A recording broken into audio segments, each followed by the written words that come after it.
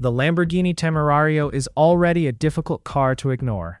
A twin-turbocharged V8 spinning past 10,000 RPM, 3 electric motors, 920 metric horsepower, and a design language aggressive enough to turn heads in a city full of supercars.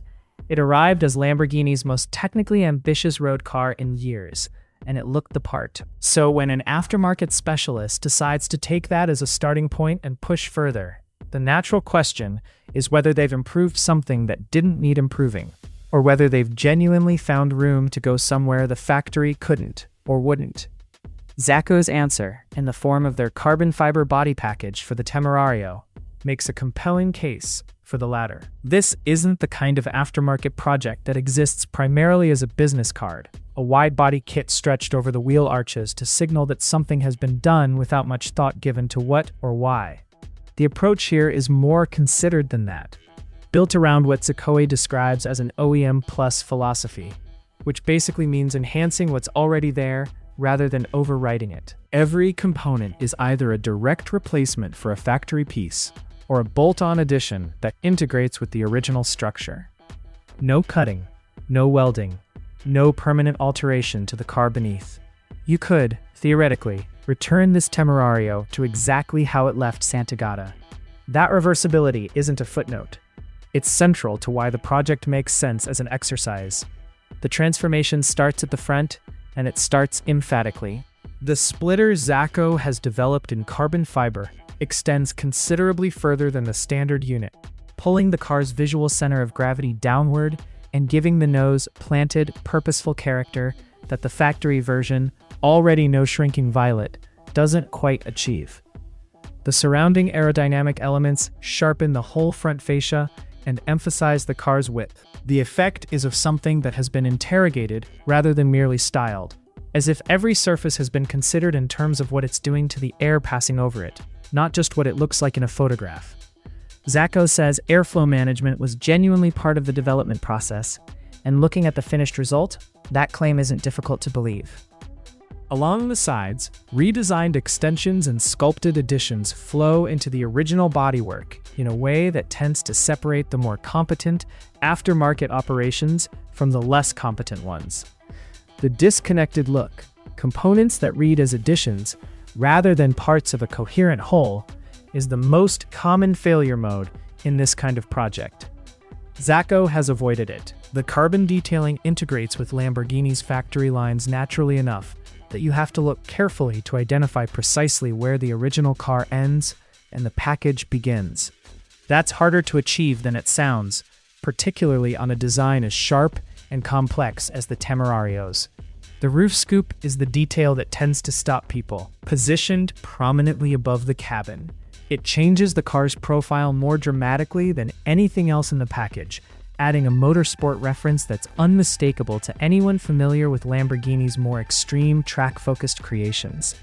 It's evocative, slightly theatrical, and entirely committed to the direction the rest of the conversion is heading. Combined with the revised surfaces elsewhere, it gives the Temerario a silhouette more suggestive of a road-going GT racer than a conventional production supercar, which is presumably the point. The rear is where the package makes its most uncompromising statement. A large, fixed wing dominates the back of the car in a way that removes any ambiguity about what aesthetic territory this conversion is occupying. It works alongside an aggressively styled diffuser and additional carbon aerodynamic elements that together reframe the Temerario's tail as something entirely focused on high-speed stability and downforce management rather than elegance. Whether you consider this an improvement depends on what you want from the car. That there's no question it's effective as a visual device. The rear of the standard Temerario is distinctive. The rear of the ZACOE converted version is striking in a way that demands a second look. The material choice throughout is carbon fiber, which at this level of the market is both expected and appropriate. The advantage isn't just weight, though keeping mass down on a hybrid supercar is never a trivial consideration. It's also the ability to achieve surface geometries and sharpness of form that conventional materials make impractical. The degree of fitment precision ZACOE has achieved across the reported collection of new exterior components is what separates this from a cruder operation. Premium standards in finishing and integration are not optional when you're working on a car at this price point. and they appear to have been maintained throughout. The comparison that keeps surfacing when people look at this package is the Huracan STO, one of the most celebrated things Lamborghini built in recent memory. A road car that wore its racing ambitions openly and delivered on them convincingly. The ZACOE Temerario shares certain visual signatures with that car. The roof scoop treatment, the rear wing character, the aerodynamic emphasis across every surface. There's no formal relationship between the two, and the ZACOE package is entirely its own creation. But the aesthetic lineage is legible. It reads in a way that feels genuine rather than forced, like a preview of what a factory-developed Temerario track variant might eventually look like. That impression isn't something you can engineer cynically. It has to come from a design that understands the brand deeply enough to speak its language convincingly. Underneath all of this, nothing about the Temerario's actual engineering has been altered. The 4.0-liter twin-turbo V8 still spins to figures that seem implausible for a forced induction engine. The 3 electric motors still contribute their torque to an all-wheel drive system managed through an 8-speed dual-clutch transmission. The aluminum structure Lamborghini developed specifically for this car, engineered to accommodate the hybrid drivetrain while improving rigidity over the Huracan platform, remains intact. That's the right call.